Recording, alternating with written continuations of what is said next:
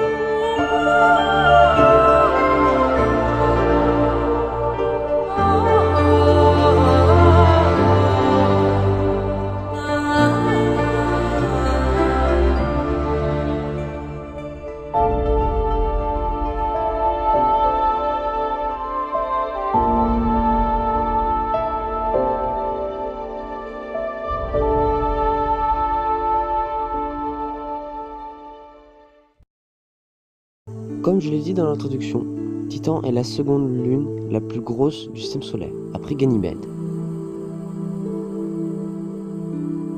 Sa véritable découverte, j'entends par là de pouvoir voir sa surface, donc ceci a été possible grâce à la mission Cassini en 2004. Ce temps de découverte a été dû à son atmosphère vraiment très dense. Titan a été découverte au niveau visuel, c'est-à-dire on voit l'extérieur, pas l'intérieur de la planète. A été découverte au niveau visuel en 1655 par un astronome néerlandais que je ne citerai pas le nom pour ne pas l'écorcher. L'atmosphère de Titan est très dense. Ceci cause une température à sa surface qui avoisine les 93 000 degrés. Sa surface est plutôt intacte par rapport à plusieurs autres astres, comme Mercure ou la Lune et bien d'autres.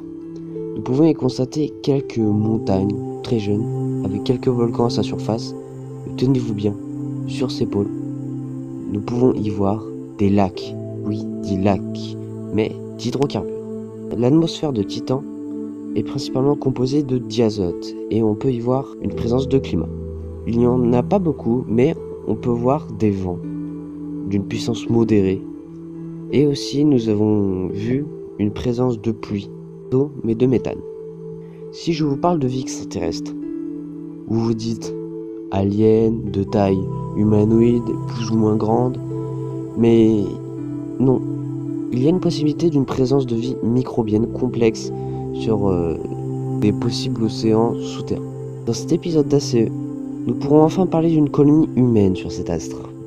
En effet, une colonie humaine serait envisageable, surtout au niveau économique, dans le niveau nucléaire, car dans ces environs, il y a une forte concentration de deutérium et d'hélium-3. Ces deux ressources sont très prisées dans le milieu nucléaire. Mis à part la très haute température à sa surface, il n'y a pas d'énormes difficultés à surmonter. Il suffit d'avoir un compartiment fermé de l'extérieur et pressurisé qui pourrait être autonome pour la création d'oxygène. Puis après, pour les autres ressources vitales, j'entends par là la nourriture et de l'eau, il suffirait d'avoir une méthode de recyclage pour l'eau et pour la nourriture. Il suffirait, par un quelconque moyen, d'avoir un élevage pour la viande et avoir une culture pour avoir le reste. Pour leur bilan, une colonie humaine est fortement envisageable. Pour un gain d'argent et aussi le but d'avoir une colonie humaine autre que sur la Terre. Son environnement a quelques difficultés à sa surface, mais elles ne sont pas énormes.